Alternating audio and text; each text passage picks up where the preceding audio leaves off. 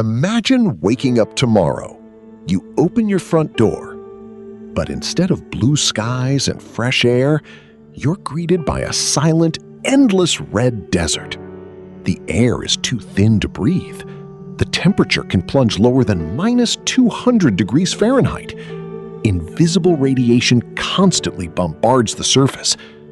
One small mistake, one damaged spacesuit, one failed life support system, and you wouldn't survive for more than a few minutes. Yet despite all of that, scientists believe this hostile world could become humanity's second home. And the first person to spend the rest of their life on Mars may already be alive today. For thousands of years, one mysterious object has stood out in the night sky. A glowing red world that fascinated every civilization that looked up. The ancient Romans named it Mars after their god of war, inspired by its blood-red color. Centuries later, powerful telescopes revealed that Mars wasn't just another point of light. It was an entire world. A world with mountains taller than any on Earth. Valleys so enormous they stretch across the planet. Frozen polar ice caps, changing seasons, dust storms, clouds, and a day that's almost the same length as ours. The more we explored it, the more one question refused to go away. Could humans actually live there? Today, that question is no longer science fiction. NASA, SpaceX, and space agencies around the world are actively preparing for the next giant leap in human history. Not just landing on Mars, but building a permanent home there. At first glance, Mars doesn't seem completely alien. It has sunrise and sunset, summer and winter, mountains, deserts, and frozen water. In many ways, it feels surprisingly familiar. But appearances can be incredibly deceptive. Mars is one of the most unforgiving places in the solar system. Its atmosphere is about 1% as dense as Earth's. Nearly all of it is carbon dioxide. There's almost no oxygen to breathe, no liquid water flowing across the surface, no protective magnetic shield. And every second, you're exposed to dangerous cosmic radiation. Without advanced technology, survival isn't difficult, it's impossible. Every breath, every drop of water, every meal, every degree of warmth would depend entirely on machines. If those machines stopped working, so would you. So why would anyone willingly leave Earth for a place like this? Because history has shown something remarkable about our species. We've never stopped exploring. Our ancestors crossed vast oceans with no maps. They climbed mountains no one believed could be conquered. They sailed into the unknown, not because it was safe, but because they refused to stay where they were. Every generation has pushed beyond the limits of the one before it. Mars may simply be the next frontier. Not because it's easy, but because exploring the impossible is part of what makes us human. But before we can imagine cities beneath the Martian sky, before astronauts grow food in giant greenhouses, before children are ever born on another planet, we need to answer one extraordinary question. Was Mars always this cold, this dry, this lifeless? Or did something happen, something so catastrophic, that it transformed an Earth-like world into the frozen desert we see today? To find the answer, we have to travel back more than 4 billion years. Today, Mars is a frozen desert, a world covered in rust-colored dust, battered by radiation, and nearly impossible for humans to survive. But billions of years ago, Mars looked nothing like it does today. If you could stand on its surface back then, you wouldn't see an endless wasteland. You would see rivers flowing through valleys, massive lakes reflecting the sky, towering volcanoes rising above the horizon, clouds drifting overhead, and perhaps rain falling onto the Martian landscape. It wasn't Earth, but it was far closer to Earth than anyone once imagined. About 4.5 billion years ago, Mars and Earth were born from the same giant cloud of gas and dust surrounding our young sun. In many ways, they started their journey together. Both planets had molten interiors. Both experienced violent asteroid impacts. Both formed solid crusts. And both once possessed thick atmospheres capable of trapping heat. For millions of years, Mars wasn't the cold, lifeless planet we know today. It was warmer, wetter, and much more active. Scientists now believe that liquid water flowed across its surface for hundreds of millions of years. That's an astonishing discovery, because wherever liquid water exists, life has at least a chance. This isn't just speculation. Orbiting spacecraft have discovered enormous river valleys carved across the planet. Some stretch for hundreds of miles. Others empty into giant impact basins that were once ancient lakes. NASA's rovers have uncovered smooth, rounded pebbles, the kind that can only form after years of being rolled downstream by flowing water. They've found layers of sediment stacked one on top of another, exactly what you'd expect at the bottom of an ancient lake. Even more incredible, scientists have identified minerals that only form when rock remains in contact with water for long periods of time. Every mission tells the same story. Mars wasn't always dry. Water shaped this planet. One question naturally follows. Could life have existed here? Not giant animals, not advanced civilizations, not little green aliens. Something far simpler. Tiny microbes, single-celled organisms. Life so small it would be invisible to the naked eye. Here on Earth, microscopic life thrives in boiling hot springs, frozen glaciers, deep underground, even inside rocks. Life is far more resilient than we once believed. So if similar conditions existed on ancient Mars, could life have found a way there too? So far, we don't have the answer. But every rover sent to Mars is searching for clues. Because discovering even the smallest fossilized microbe would become one of the greatest scientific discoveries in human history. It would prove that Earth is not the only world where life once emerged. For a time, Mars may have been one of the most promising places for life in our solar system. But planets don't stay the same forever. Deep beneath the surface, something invisible was changing. Unlike Earth, Mars was much smaller. That single difference would eventually seal its fate. Its interior began cooling faster than our planet's, and as its core slowly lost energy, the invisible shield protecting Mars from the sun started to disappear. No one living there would have noticed it overnight, but over millions of years, it would change everything. The rivers, the lakes, the atmosphere, even the possibility of life itself. All of it was about to vanish. So what actually killed Mars? It wasn't a massive asteroid. It wasn't a supervolcano. And it wasn't one catastrophic event. It was something much slower and far more devastating. The death of a planet from the inside out. Mars didn't die in a single day. There was no massive explosion, no planet-wide collision, no sudden catastrophe that transformed it overnight. Instead, Mars slowly faded away. For millions of years, the planet changed so gradually that if anyone had been there to witness it, they probably wouldn't have noticed. But deep beneath the surface, a silent disaster was unfolding. The heart of the planet was dying. Every rocky planet begins its life incredibly hot. Deep inside, Molten rock and liquid metal churn constantly, carrying enormous amounts of heat toward the surface. Early Mars was no different. Its core was filled with molten iron, constantly moving and generating an invisible force that surrounded the entire planet. That force was its magnetic field.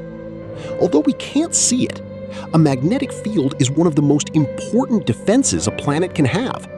Earth still has one today. Without it, our world would look very different. But Mars had one major disadvantage. It was only about half the size of Earth. Smaller planets lose heat much faster. As millions of years passed, Mars cooled from the inside out. Its molten core gradually slowed. Eventually, the movement stopped. And when it did, its magnetic field disappeared. At first, nothing dramatic happened. The rivers didn't vanish overnight. The lakes didn't suddenly evaporate. But something invisible had begun attacking the planet. The sun. Every second, our sun releases an endless stream of electrically charged particles known as the solar wind. Here on Earth, our magnetic field acts like a giant shield. It deflects most of those particles before they can strip away our atmosphere. Mars no longer had that protection. For billions of years, the solar wind slammed directly into the upper atmosphere. Particle by particle, atom by atom, the atmosphere escaped into space. It wasn't fast, but it was relentless. Mars wasn't destroyed. It was slowly erased. As the atmosphere grew thinner, everything else began to collapse. Air pressure dropped. The planet could no longer trap enough heat from the sun. Temperatures plummeted. The rivers stopped flowing. Lakes gradually disappeared. Some of the water froze beneath the surface. Some became trapped inside minerals, and some escaped into space forever. The once active world slowly transformed into a frozen desert. Over time, the skies became thinner. The climate became harsher. The surface became exposed to deadly radiation. Mars had lost almost everything that once made it potentially habitable. Even today, the evidence of that lost world remains frozen in time. Ancient river channels stretch across the landscape. Dry lake beds sit untouched for billions of years. Towering volcanoes stand silent, no longer erupting. Gigantic canyons cut across the surface, telling the story of powerful geological forces that shaped the planet long ago. Mars is often called the Red Planet, but perhaps a better name would be the planet that time forgot. A world where the past is preserved almost exactly as it was billions of years ago. Scientists now understand much of Mars' transformation, but many questions remain unanswered. Exactly how much water once covered the planet? How long did those ancient lakes survive? Did simple life ever emerge? Or did Mars lose its chance before life had enough time to begin? Every new mission uncovers another piece of the puzzle, and every discovery reminds us we still know surprisingly little about our closest planetary neighbor. Today, Mars is a cold and unforgiving world. But despite everything it has lost, it still holds something incredibly valuable. Clues. Clues that may answer one of the biggest questions humanity has ever asked. Are we alone in the universe? To find that answer, scientists aren't just exploring Mars anymore. They're searching for life. Mars may have lost its rivers, its lakes, and its thick atmosphere, but one question refuses to disappear. Did life ever exist there? It's a question that has fascinated scientists for generations, because if life appeared on Mars, even in its simplest form, it would completely change our understanding of the universe. It would mean that life isn't unique to Earth. It may simply emerge wherever the right conditions exist. And if it happened twice, who's to say it didn't happen thousands or even millions of other times across the cosmos? Finding evidence of life on Mars isn't as simple as pointing a camera at the ground. If life ever existed, it was most likely microscopic. Tiny organisms hidden beneath ancient lakes, inside wet sediments, or buried beneath layers of rock. That's why modern Mars missions don't search for living creatures. They search for evidence. Ancient river deltas, clay minerals formed in water, organic molecules, chemical fingerprints.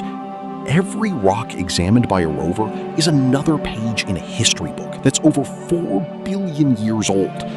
Scientists aren't looking for monsters. They're looking for microscopic clues that survived the passage of time.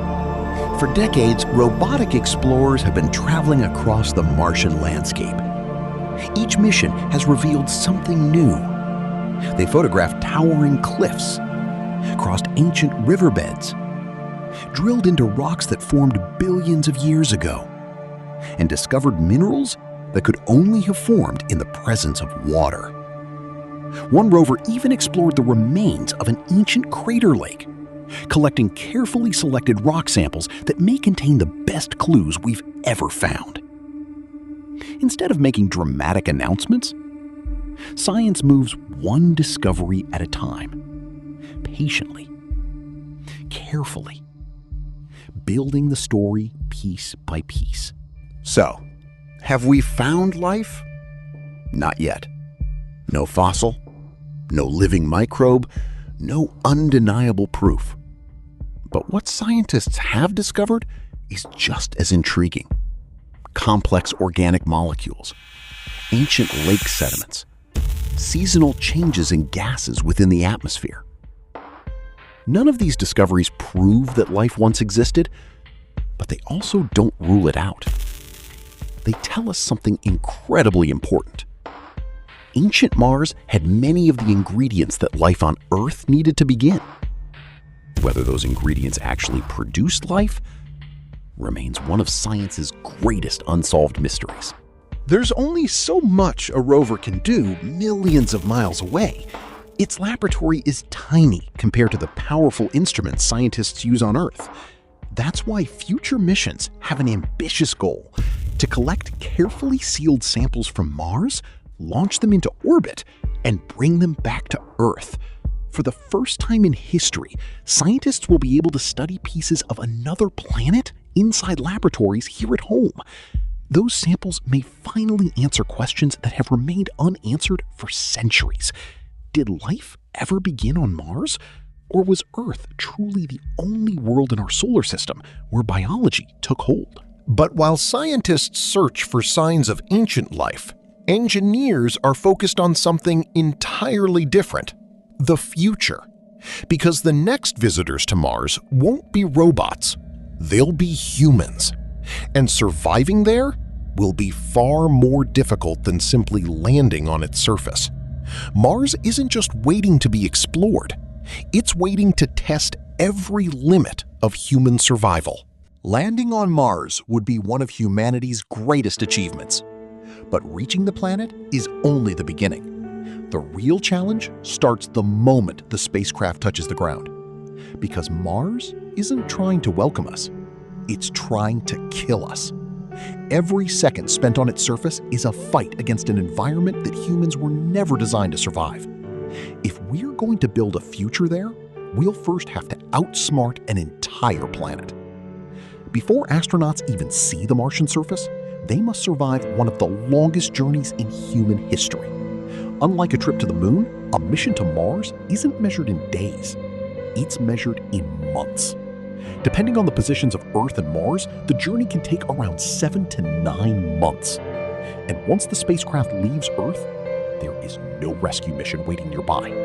No emergency landing. No turning around if something goes wrong. The crew must carry everything they need to survive millions of miles from home. For the first time in history, humans would be completely on their own. Imagine stepping outside without a spacesuit. On Earth, your biggest concern might be the weather. On Mars, The atmosphere itself is the danger. The air is incredibly thin, less than 1% of Earth's atmospheric pressure, and almost all of it is carbon dioxide. There isn't enough oxygen to breathe. There isn't enough pressure for the human body to function normally. Without a pressurized suit, unconsciousness would come within moments. Survival would be impossible. Every trip outside would feel more like a deep space mission than a simple walk. The spacesuit wouldn't just protect astronauts, it would become their personal spacecraft.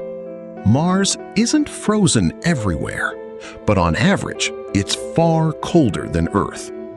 Some afternoons near the equator might feel surprisingly mild under direct sunlight. But when night falls, temperatures can plummet to levels capable of freezing equipment, damaging electronics, and threatening human life. Every habitat must constantly generate heat. Every vehicle must be insulated. Every machine must continue working despite conditions that push technology to its limits. On Mars, warmth isn't a luxury, it's survival. Perhaps the greatest danger can't even be seen: radiation. Earth is protected by both its thick atmosphere and its magnetic field. Mars has neither. High-energy particles from deep space constantly strike its surface. Over time, that radiation can damage cells, increase the risk of cancer, and threaten long-term human health. Scientists are already developing possible solutions: living underground, covering habitats with Martian soil, building shelters inside ancient lava tubes.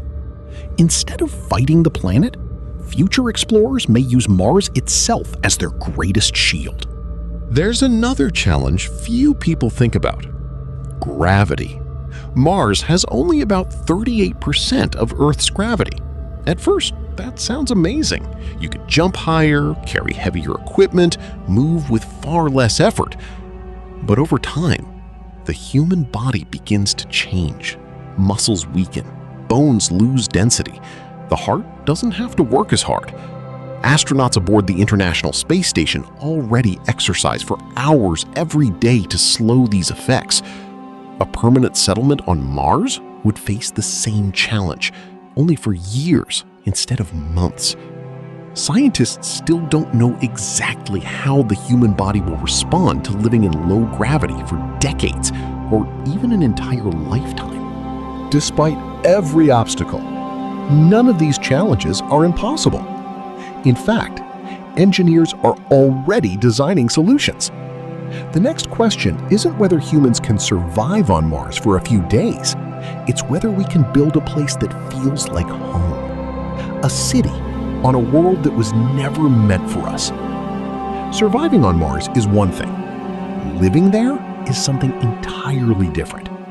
A few astronauts can survive inside a temporary habitat for a short mission, but building a permanent city, a place where people can work, raise families, and spend their entire lives, that's a challenge humanity has never faced before. Every building, every meal, every drop of water, every breath of oxygen must be created from scratch. Mars won't provide any of it for free. When the first humans arrive, they won't find houses waiting for them. Everything they need must either travel with them or arrive before they do. The earliest habitats will likely be inflatable living modules or rigid structures delivered by robotic cargo missions. Inside, computers will carefully control temperature, air pressure, humidity, and oxygen levels. Outside, the environment remains deadly. Inside, it must feel as close to Earth as possible. Because after months of isolation, a habitat isn't just a shelter. It's the only safe place on an entire planet. One of the biggest questions is surprisingly simple.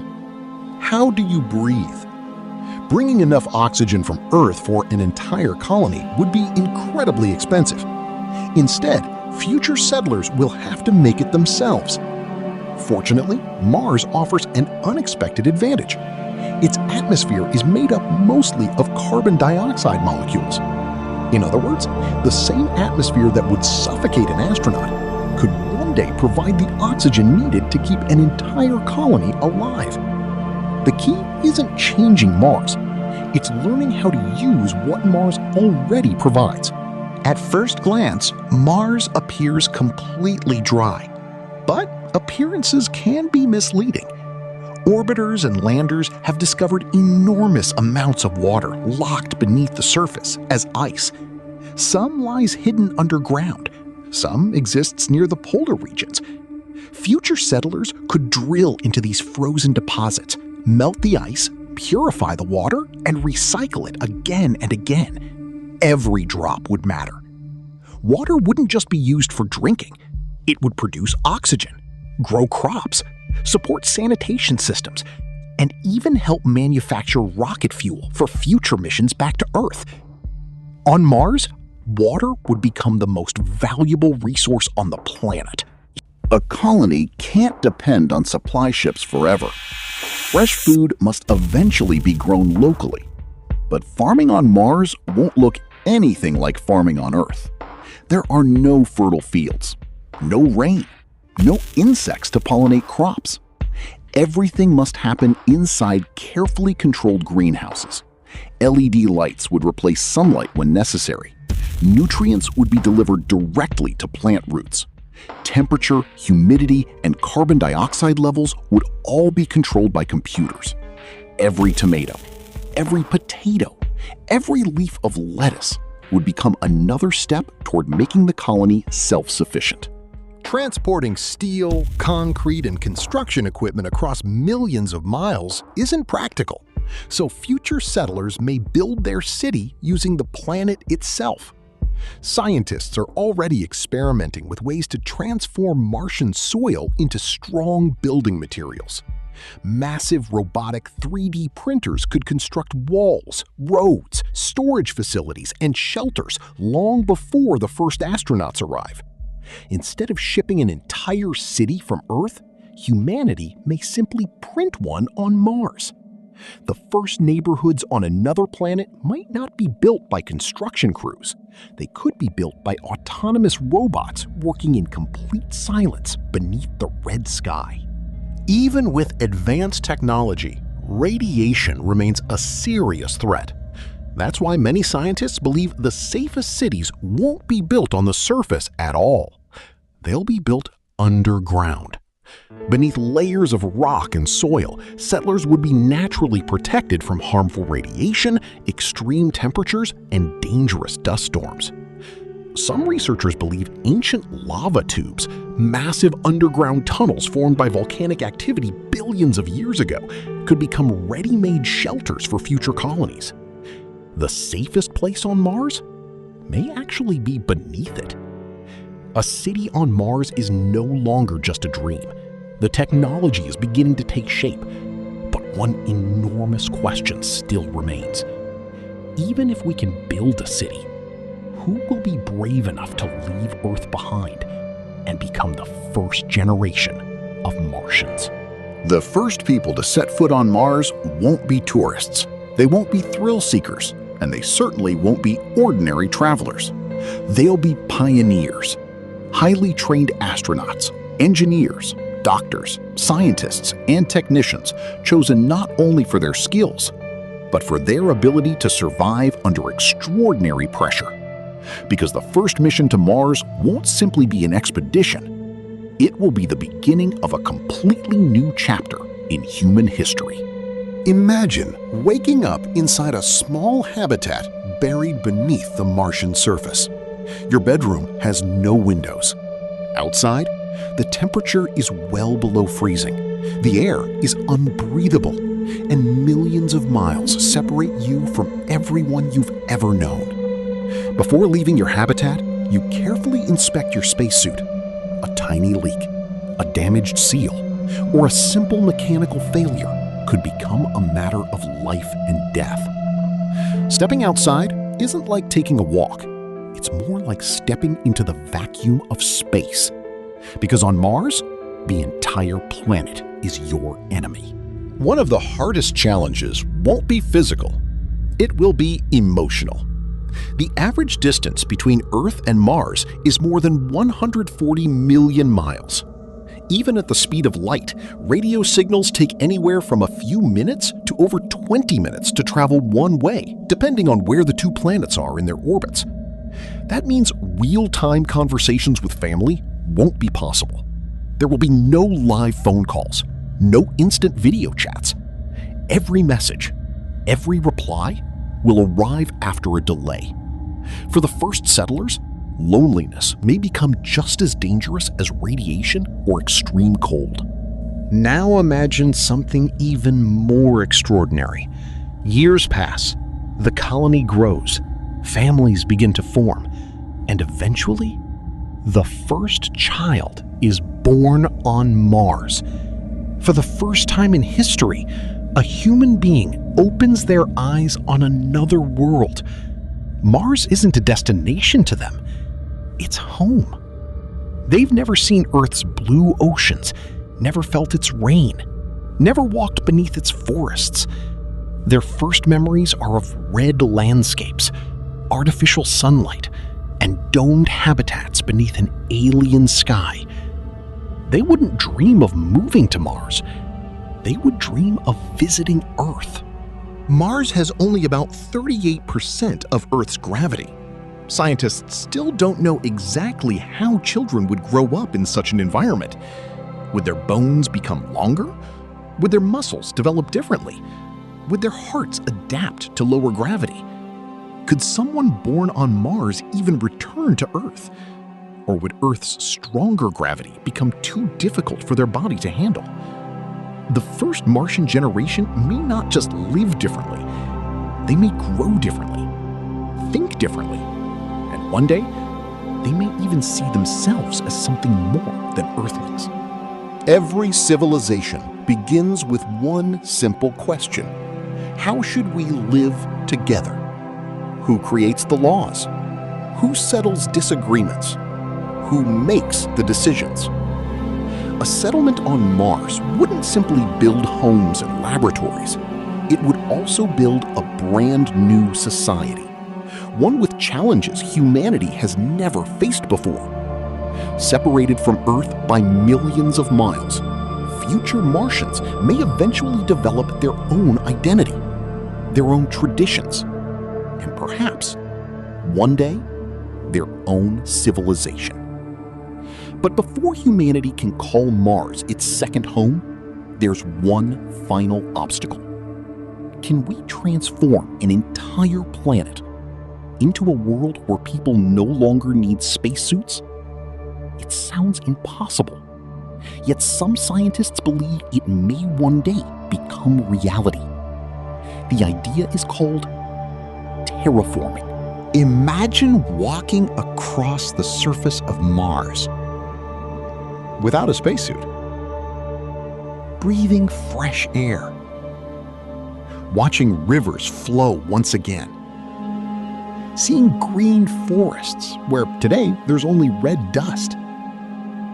For generations, this idea belonged to science fiction. Today, scientists have given it a name: terraforming. The concept of transforming an entire planet into an environment that humans can live in naturally. It sounds impossible, but so did flying across oceans, landing on the moon, or sending robots to another planet. The real question isn't whether the idea is fascinating. The question is, could it actually work? Mars is cold because it doesn't have a thick atmosphere to trap heat. Its atmosphere is extremely thin, and without enough pressure, liquid water can't remain stable on the surface for very long. So before we can think about forests or oceans, we would first have to rebuild an atmosphere. That's an enormous challenge, because Mars lost most of its original atmosphere billions of years ago. It wasn't hidden underground. It wasn't frozen somewhere waiting to be released. Much of it was simply lost to space. And once an atmosphere disappears into space, getting it back isn't easy. Some researchers have suggested warming Mars first. If temperatures increased enough, frozen carbon dioxide trapped in the polar ice caps and the soil could be released into the atmosphere. That additional gas might create a stronger greenhouse effect. The warmer the planet becomes, the more frozen gases could be released. In theory, it could trigger a chain reaction. A warmer planet creating an even warmer planet. But there's a problem. Current research suggests there simply isn't enough accessible carbon dioxide on Mars to create an Earth-like atmosphere. Even if every known reserve were released, it still wouldn't be enough. At least, not with today's technology. If nature can't do it, could technology?